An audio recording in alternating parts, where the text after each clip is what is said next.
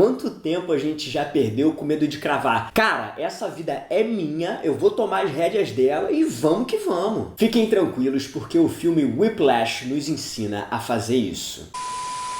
Fala galera, tudo tranquilo com vocês? Eu me chamo Patrick Magela e hoje o nosso papo vai ser sobre um filme, na verdade um filmaço chamado Whiplash, Em Busca da Perfeição. Pessoal, essa obra definitivamente ocupa uma posição muito alta no meu ranking de filmes preferidos da vida. E eu acho que até certo ponto eu consigo explicar o porquê disso. Afinal de contas, o roteiro e a direção do Damien Chazelle são incríveis. O Damien, inclusive, que ficou muito conhecido pelo filme La La Land. E é claro que a gente não pode deixar de mencionar as interpretações extraordinárias do Miles Teller e do J.K. Simmons. Pessoal, o J.K. foi tão extraordinário nesse filme que ele ganhou o Oscar de melhor ator coadjuvante, diga-se de passagem, muito merecidamente. Entendi, Patrick. Quer dizer então que você vai falar desse filme só porque você gosta. É verdade, mas não só por isso. Na verdade, o motivo principal de eu querer falar sobre esse filme hoje é porque ele tem ensinamentos tão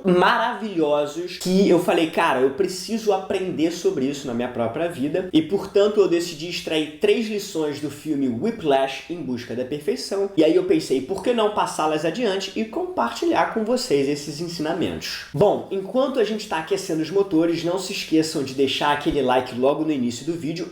E também, se você não for inscrito no canal, clica no botãozinho aí embaixo e vamos que vamos. Um aviso muito importante que eu quase deixei passar batido. Vai rolar spoiler aqui no vídeo, tá? Então, caso você ainda não tenha assistido o filme Whiplash, pode ficar tranquilo, porque ele tá disponível na Netflix. E galera, podem ter certeza, vocês não vão se arrepender de assistir esse filme, porque ele é delicioso. Vocês não vão nem perceber a hora passando, e quando vocês se derem conta, os créditos já vão estar subindo na tela. Pessoal, pra gente não perder o costume, vamos só dar uma relembrada na história do filme, até para que os ensinamentos façam sentido logo ali na frente.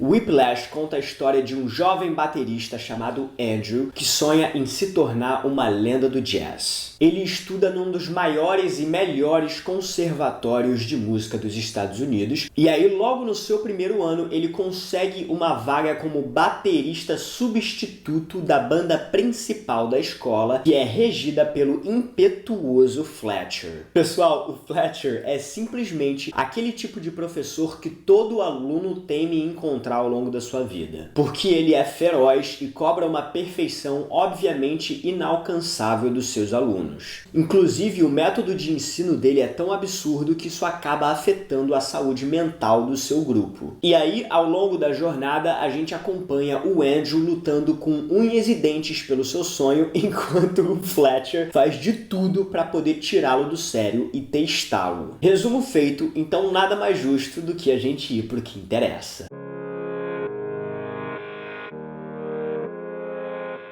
Lição número 1. Se você quer alguma coisa, é seu dever correr atrás disso. Pessoal, o sonho do Andrew é o de se tornar uma lenda da bateria. Portanto, a gente está falando de uma meta que por si só já traz consigo inúmeras dificuldades, como por exemplo, os sacrifícios que ele vai ter que fazer ao longo da sua vida, as incontáveis horas de treino, a disciplina absoluta que ele precisa desenvolver e uma das maiores dificuldades de todas, que é a subjetividade do posto de lenda do jazz. Porque reparem, o meu músico preferido pode não ser o de vocês e vice-versa. Mas como se isso tudo não fosse o suficiente, o Andrew encontra uma verdadeira muralha na sua frente, chamada Fletcher. Galera, o Fletcher é basicamente como se fosse um chefão na fase final do videogame. Ele é incansável, feroz e ele faz de tudo para poder te destruir. Ou seja, aparentemente, ele é imbatível. Basta a gente lembrar que ao longo do filme ele joga cadeira no Andrew, dá alguns bons tapas na cara dele e ele ainda por cima faz algo desleal, porque ele pergunta sobre o passado do Andrew de forma amistosa, como se estivesse sinceramente interessado naquilo, mas logo depois a gente descobre que ele fez isso só para poder jogar na cara do jovem que ele tinha sido abandonado pela sua mãe, porque ele era um imprestável e inútil. Mas pessoal, acreditem ou não, apesar disso tudo, o Andrew passou uma boa parte do tempo buscando a aprovação do Fletcher, porque ele queria ouvir pelo menos que ele tinha potencial para poder alcançar o seu sonho. Entretanto, e esse é o ensinamento pra gente aqui, chega um momento em que o Andrew simplesmente desiste de buscar aprovação do lado de fora. E por que isso? Porque ele repara uma coisa muito importante, que é o fato de que as pessoas não têm a obrigação de dizer para ele que ele é bom. E isso pode soar estranho, mas é interessante que a gente se pergunte quantas vezes a gente agiu em busca de aplauso, ou seja, de aprovação das pessoas. E nesse caso, vale a gente lembrar que a nossa intenção vale tanto quanto a nossa ação. Ou seja, pessoal, se a gente realmente quer alguma coisa, é nosso dever e de mais ninguém correr atrás daquilo, independente do que a gente vai receber em troca, sejam elogios ou críticas. Resumindo, a lição aí é compreender que o mundo não nos deve nada, nem aprovação, nem flores, nem tapete vermelho no caminho. Portanto, é nossa responsabilidade correr atrás dos nossos sonhos. Lição número 2. Seja capaz de admitir o seu valor. Galera, esse ensinamento está diretamente conectado à lição anterior. Por quê? O Andrew sofre uma transformação muito grande durante a sua passagem pela banda principal. No início, por exemplo,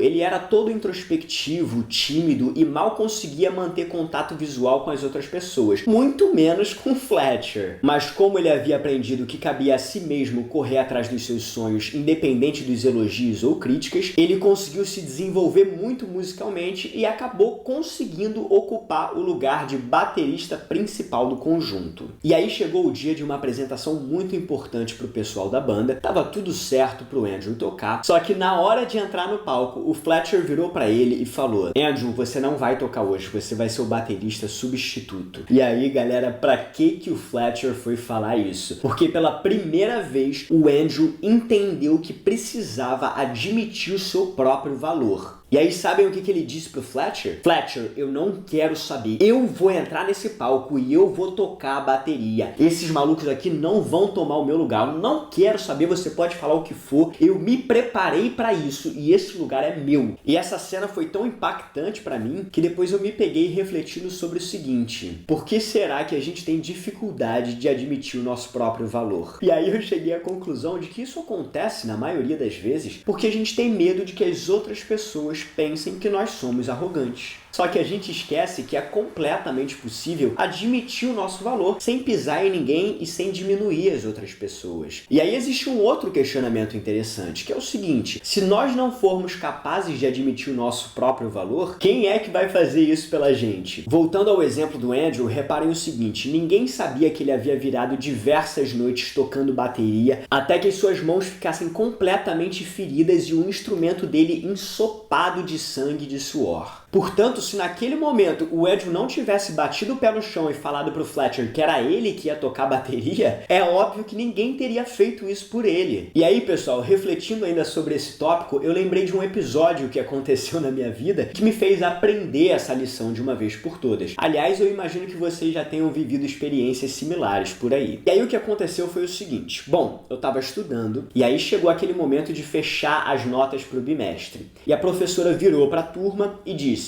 olha só, pessoal, eu quero que cada um de vocês me diga a nota que vocês acham que merecem. E aí, na hora, a minha mente foi a milhão, porque eu comecei a pensar: cara, eu acho que eu mereço 9. Mas sem condições de eu falar isso na frente da turma, porque, todo mundo vai começar a achar que eu sou arrogante, que eu sou melhor do que os outros e tal. E não tem motivo pra isso acontecer, né? E aí, enquanto eu tava nessa confusão mental, tava chegando a minha vez de falar. Aí eu pensei o seguinte: quer saber? Vou falar que eu mereço 8. Porque, vamos lá, 8 é uma nota razoável, que significa que eu não vou ter que passar sufoco depois no final do semestre e pelo menos ninguém vai me achar arrogante. E aí chegou a minha hora e a professora disse: e aí, Patrick, qual é a nota que você acha que você merece? E sem titubear eu respondi 8. Mas aí ela falou: não, Patrick, não, cara, de jeito nenhum. Sabe por quê? Porque a sua dedicação pra aula merece mais do que isso. Então eu me recuso a te dar 8. Aí um tempo passou e quando eu fui buscar o boletim, eu descobri que ela tinha me dado uma nota mais alta do que a que eu achava que merecia. Portanto, galera, a gente tem que aprender a admitir o nosso valor, porque certas situações da vida vão cobrar isso da gente. E é claro que a gente não pode se esquecer também que é possível fazer fazer isso sem parecer arrogante e sem ferir as outras pessoas. Terceira e última lição, e pessoal, essa é pra dar aquela chacoalhada na gente, sabe? Então pega essa beterraba.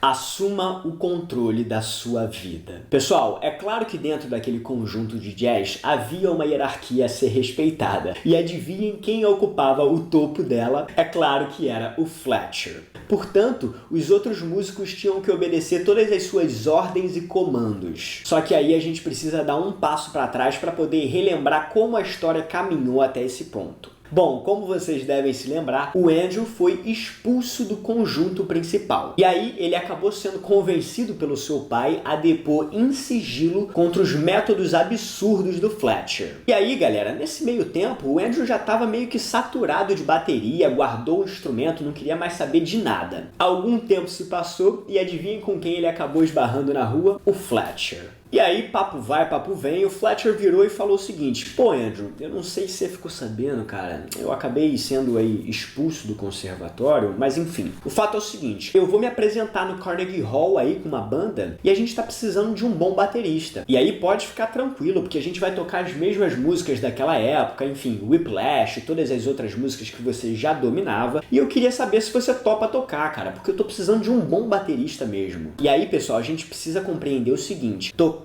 no Carnegie Hall pro Andrew naquele cenário significava uma de duas coisas. Ou a carreira de músico dele ia acabar de vez se ele mandasse mal, ou ele poderia dar um passo muito importante em busca do seu sonho. E aí é claro que o Andrew falou: vambora, Fletcher, tamo junto. Bom, o Andrew foi pra casa, desenterrou a bateria e tal, treinou um pouquinho, e aí chegou o dia da tal apresentação. E aí quando já tava tudo pronto, todo mundo no palco, o Andrew já sentado na bateria com as baquetas na mão, tudo no esqueminha já pra música poder começar. E aí o que acontece? O Fletcher caminha na direção do Andrew e diz o seguinte: eu sei que foi você que me denunciou e eu vou acabar com a sua vida. Tava achando que a gente ia tocar o Whiplash, bebezão? Adivinha só, a gente não vai tocar nenhuma música que você conhece. E é nesse exato momento que o Andrew aprende uma das lições mais importantes da sua vida, que é a seguinte: tava na hora dele assumir o controle da sua própria vida. E aí o que aconteceu? Absolutamente do nada, numa cena extraordinária, o Andrew começa a fazer um solo de bateria insano, animal mesmo.